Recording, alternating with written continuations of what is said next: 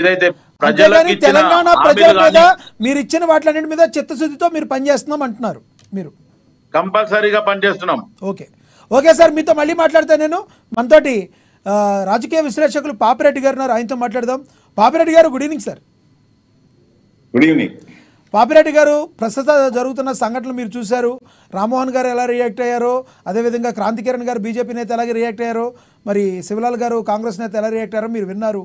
ఈ రకంగా వేరే పార్టీలోకి గేట్లు తెరవడం కొత్త ఏమీ కాకపోయినప్పటికీ ఇప్పుడున్న ప్రజెంట్ సిచ్యువేషన్ చూసి కార్ పార్టీకి బ్రేకులు పడ్డాయి అనుకోవచ్చా? రానున్న జేహెచ్ఎంసీ ఎన్నికల్లో తన సత్తా చాటాల్సిన అవసరం కారు పార్టీకి ఉందంటారా? ఉనికిని కాపాడుకోవాల్సిన అవసరం.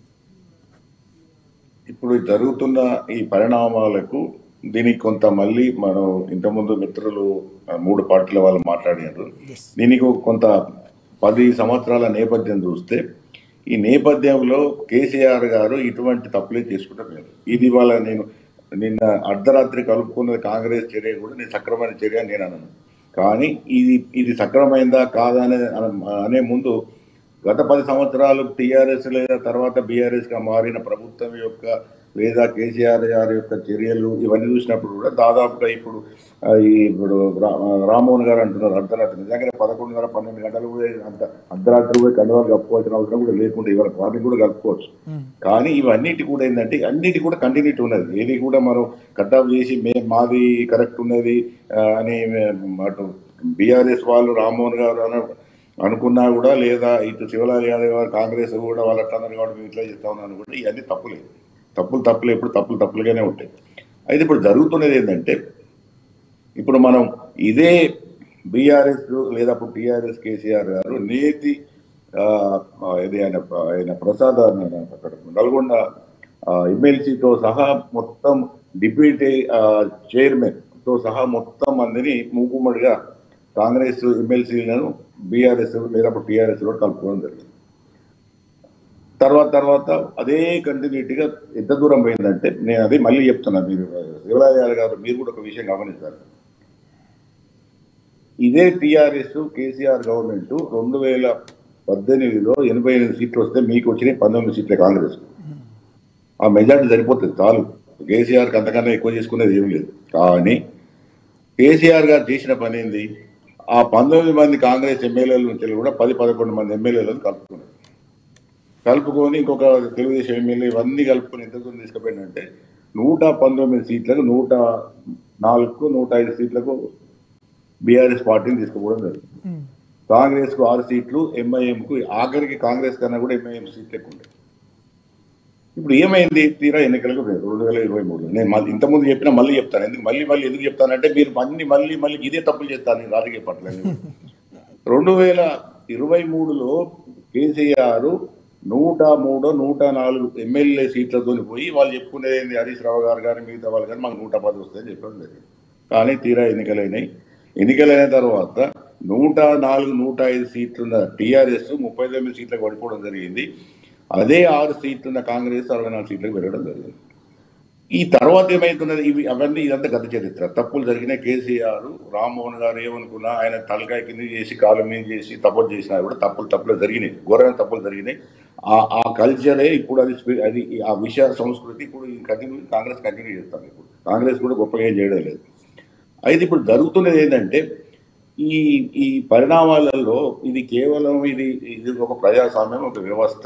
ఈ వ్యవస్థలలో బీఆర్ఎస్ పార్టీ ఈ ప్రజాస్వామ్యం సంత జాగీరు కాదు. అట్లా ఇప్పుడు అధికారంలో ఉన్న కాంగ్రెస్ కూడా ఇది జాగీరు కాదు, లేకపోతే సెంట్రల్లో ఉన్న బీజేపీ కూడా ఇది జాగీరు కాదు. ప్రజాస్వామ్యం ప్రజలకు సంబంధించింది, కొన్ని విలువలతో కూడుకున్న ఒక వ్యవస్థలో ఇవి మనం నడుస్తున్నాం. ఈ విధమైన ఫిరాయింపులు, ఈ విధమైన దాంతో జరిగే నష్టం ఏముంటుందంటే, ప్రజలు ఇవాళ ఏమనుకుంటారు, ఇప్పుడు టీఆర్ఎస్ చేసినప్పుడు కూడా ప్రజలు అసహించుకున్నారు కాబట్టి 2023లో చిత్తుగా టీఆర్ఎస్ ఓడగొట్టారు.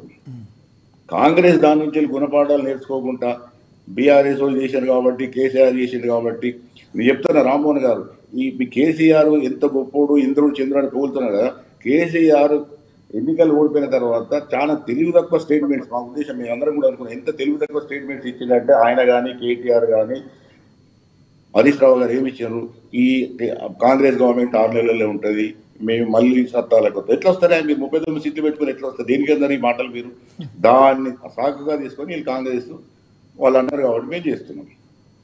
ఇప్పుడు అదే ఇప్పుడు నేను శివలాల్ యాదవ్ గారు అడుగుతున్నా, వాళ్ళు తప్పు చేశారు, వాళ్ళు గడ్డి తిన్నారు, మీరు కూడా తింటారా? ఇవన్నీ కూడా ఏంటంటే తప్పు, మీరు వాళ్ళు తప్పు ప్రజలన్నీ గమనిస్తారంటారు మీరు. ఏం జరుగుతున్నాయంటే రాజకీయాల్లో ఒక విష సంస్కృతిని చెప్పి ఎటువంటి విలువ లేకుండా చేసి ప్రజాస్వామ్యం అంటే ఒక నవ్వుల పాలు చేసి దీనికన్నా ఏం వేస్ట్. ఇవాళ నాతో ఒక 10 మంది ప్రొఫెసర్స్ మాట్లాడారు. అసలు రాజకీయాల గురించి మనం మాట్లాడుకోవాలా, రాజకీయాల గురించి చర్చ అవసరమా? ఇప్పుడు అదే చెప్తారు. ఇప్పుడు మీకు గేట్లు మారిన ఎమ్మెల్యేస్ ఉన్నాడు, భానుప్రసాద్, సారయ్య, బసవరాజు, వీళ్ళిద్దరు కాంగ్రెస్ లీడర్స్.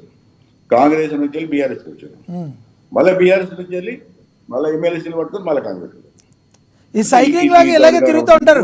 ఉదరకమ్మాలు ఇద్దరు, ఇద్దరకమ్మాలు ఉదరు అన్నట్టుంది మొత్తం. అటువంటిప్పుడు ఈ ప్రజాస్వామ్యం మీద మనం మాట్లాడుకునేది.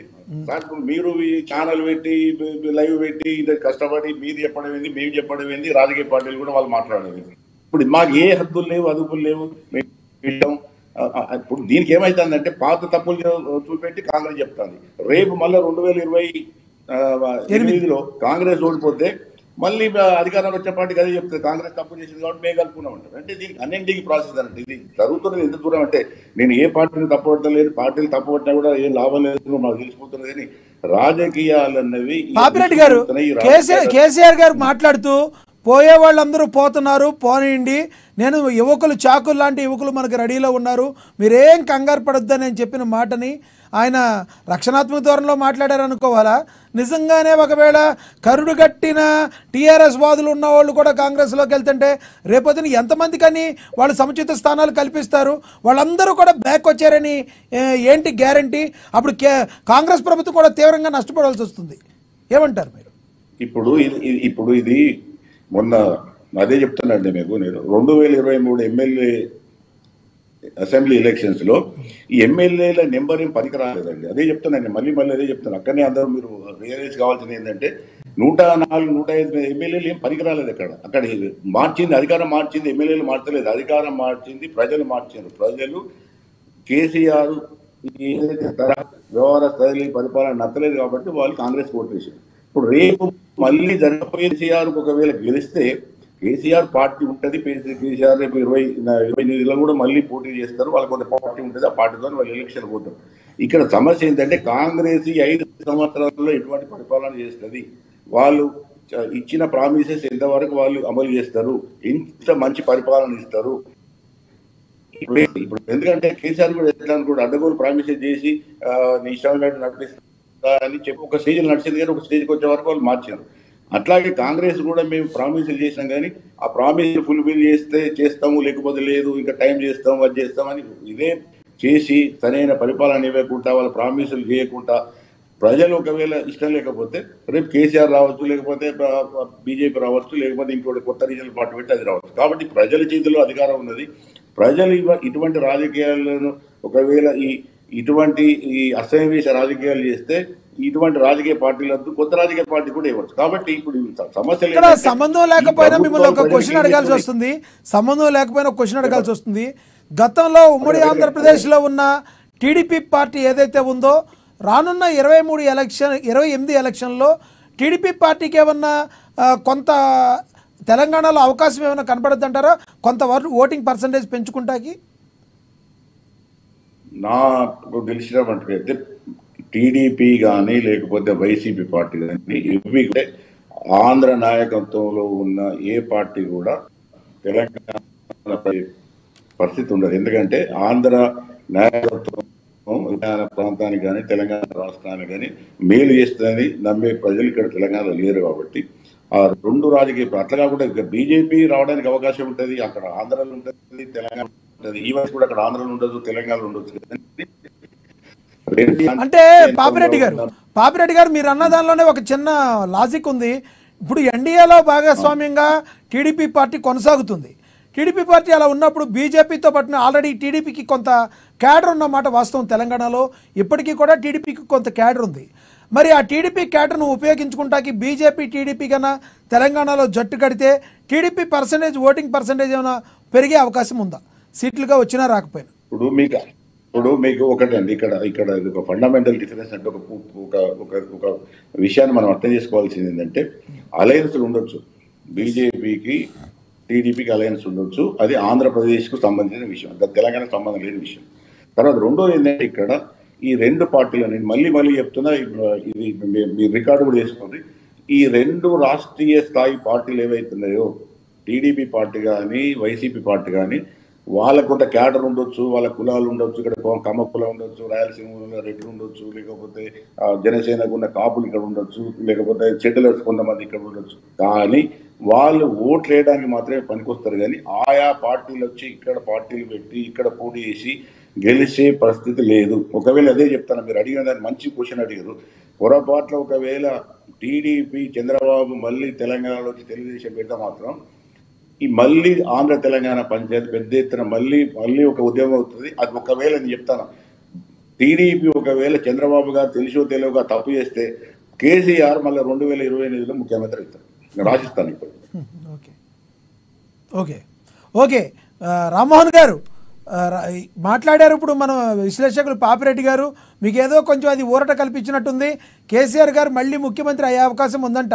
ఆ రకంగా ఏమన్నా అన్వేషణ చేసి అటు నుంచి నరుకొచ్చే అవకాశం ఉందా? మీరు తప్పకుండా చెప్తున్నాం మేము.